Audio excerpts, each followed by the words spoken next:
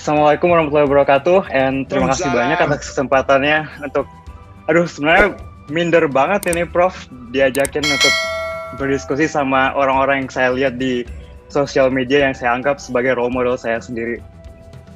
And mohon maaf sebenarnya juga karena ala-alamu bercerita sama Ota sama orang-orang kampung kok ala patah-patah bahasa Minang kini Prof.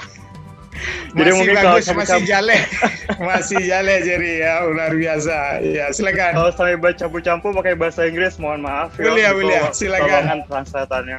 Ya. Sering ditanya Prof sama orang-orang di misalnya tiap kali pulang ke Padang kan ditanya kok bisa Bang Jerry kuliah di MIT, kok bisa sekarang umur 25 S3 di Amerika. Sebenarnya pernah awak bermimpi do Prof, soalnya awak gadang dulu main turun. Mungkin yang pernah dulu main turun tuh maksudnya di pinggiran kota lah. Terus Kerajo dulu pas SD tuh mau ditangai Prof, kayak pulang rumah mau ditangai terus ngerajo PR nggak tahu bilo kan. Nggak pernah tak bayangkan kok bisa sampai kuliah di universitas nomor 1 di dunia.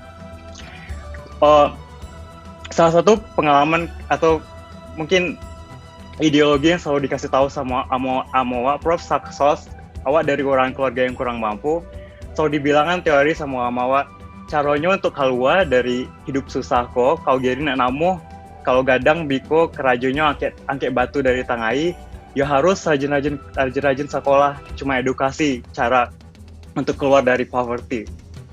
Dan pertama kali tak pikir untuk rajin-rajin sekolah tuh sebenarnya ala kelas 6 SD Prof. Dulu ditanya sama guru SD itu, jadi nih lanjut sekolah di mana abis itu. Sebenarnya kan SD itu sebenarnya belakang rumah, SDN 22 Bumi Turun. Kebanyakan dari Senan tuh biasanya ndak bakal lanjut SMP dong. Kalau ndak lanjut SMP pun mungkin di SMP Anam Baleh yang deket dari rumah lo. Jadi berani sih nyabui nio ke SMP 1 Padang. Soalnya itu sekolahnya Bung Hatta kan, jadi kayak gitu kan. Itulah galak orang sebelahnya sekelas kan, soalnya kayak malu mungkin lah nak dari SD 22 Bumi Turun kok bisa lo masuk ke SMP 1 Padang. Dan itu pertama kali dalam hidup jadi seorang kayak masa sih nggak bisa kalau jadi rajin belajar, kayak benar-benar rajin belajar tiap hari di kerajuan LKS tuh latihan soal tiap hari, mungkin lah ada kesempatan untuk bisa lanjut. Ya, alhamdulillah waktu itu bisa masuk ke SMP 1 Padang, nilai 6-nya sampai untuk cut-off SMP 1 Padang. Dan di SMP 1 Padang dulu juga pas sebenarnya lu minder Prof, tiap kali ada yang nanya dulu jadi dari mana aslinya dari Bumi Turun, nggak tahu ada yang orang tuh Bumi Turun di mana doh, kayak SDN 22 Bumi Turun tuh di mana tuh, nggak pernah lo tahu. Jadi tiap hari itu pasti minder kayak nggak pernah ngaku kalau awak dari orang kampung Bumi Turun. Tapi akhirnya karena rajin belajar tiap hari, karena jadi cuma tahu kalau untuk bisa lanjut punya masa depan kok dengan cara belajar ya yang jadi bisa tahu ya cuma belajar tiap hari. Dan akhirnya pernah dari sampai 1 Padang dapat nilai UN tertinggi di Sumatera, pernah ikut Olimpiade Sains Nasional dulu wakilan Sumatera Barat, dapat perunggu. Alhamdulillah dapat beasiswa ke Bandung di sekolah Turki. Dan itu sebenarnya lebih culture shock ke Bandung daripada ke Amerika. Soalnya dari tinggal di kampung lebih turun ke Bandung kan. Terus Bandung itu malah sekolahnya sekolah yang boarding school, dan itu dibilangnya kayak sekolah anak orang kaya lah Prof intinya. Kawan-kawan SMA itu sedolannya mau Balioto baru, Balionda baru, abis itu main kama gitu kan, ke mall kama, terus kayak awak orang kampung nggak ngerti kayak gitu loh kan. Terus tanya ke diri seorang, sebenarnya kayak nggak sanang lo Prof waktu itu kesinan. Soalnya dulu ingin sebenarnya lanjut dari SMP 1 tuh inginnya masuk pesantren dulu Prof. Soalnya dulu awak cita-citanya masuk pesantren, itu nggak jadi karena nggak ada uang kan. Jadinya awak yang ingin lanjutin tuh masuk pesantren. Tapi karena takdirnya lah sampai di Bandung lo, ya udah awak tanya ke diri seorang, mangga jadi ke Bandung kok jauh-jauh. Dan itu tuh karena ingin dapat edukasi yang jauh lebih bagus daripada di Sumatera Barat. Ya itu jadi karena di Senan di sekolahnya tuh lebih aktif untuk ikut Olimpiade, jadi ikut latihan Olimpiade, di training tiap tahun itu ada sekitar sebulan dan guru-gurunya juga lebih mendukung kalau kamu ingin ikut Olimpiade silahkan keluar kelas, belajar di perpustakaan, belajar buku yang mau dibaca sendiri. Ya, alhamdulillah pernah wakil Indonesia di International Biology Olympiad di Singapura sama Switzerland, terus dapat medali emas, dan itu yang malah membuka jalan untuk bisa kuliah ke MIT. Jadi I think cerita di sini tuh gak pernah pokoknya kita bisa lah bermimpi, tapi harus diwujudkan dengan cara bekerja keras. Setelah mungkin saya di Amerika ini sejak tahun 2013, dan pengalaman saya yang mau saya share ke teman-teman sekalian itu ada 2 poin. Satu, sebenarnya kita beruntung banget, seperti kata abang siapa tadi, maaf, saya tulis catatan nih selama ini, kata Bang Rafiq, beruntung jadi orang Minang, soalnya core moral values orang Minang itu sangat kokoh, sangat kuat. Kita diajarkan adat istiadat, kita diajarkan agama, jadi kita tuh dari intinya tuh kuat core moral value-nya.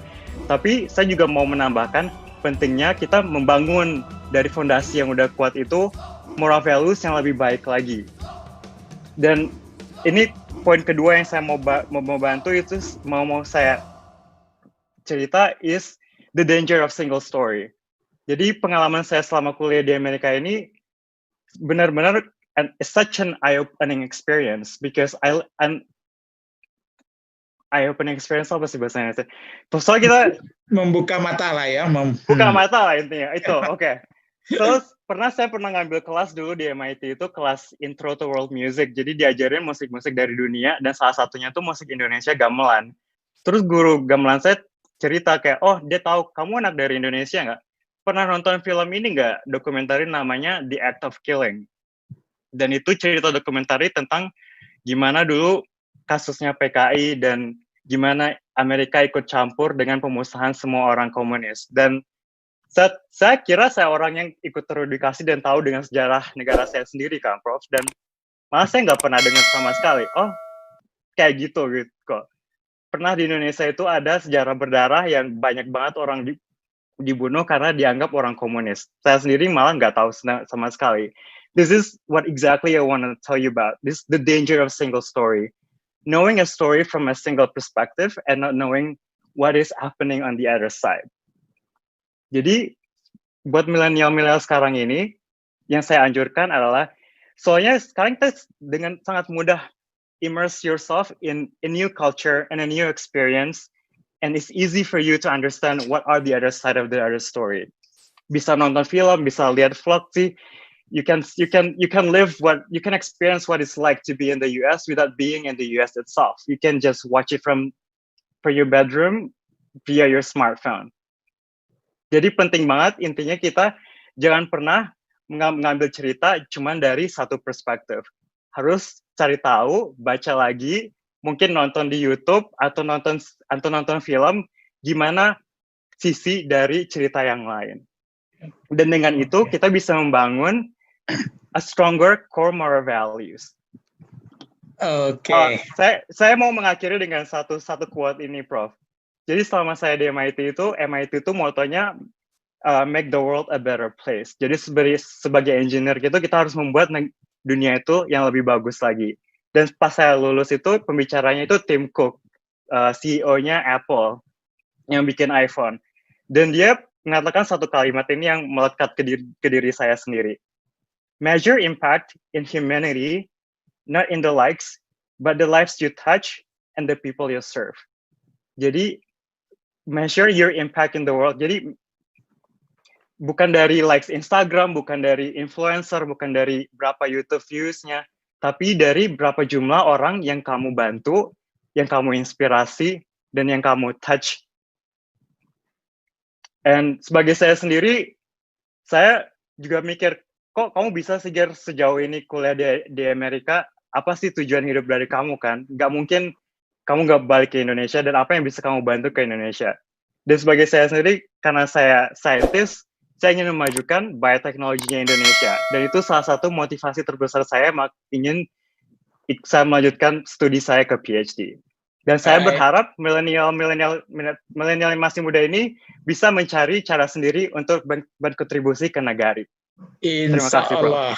Terima kasih Jerry. Sukses ya, lanjutkan terus perjuangannya.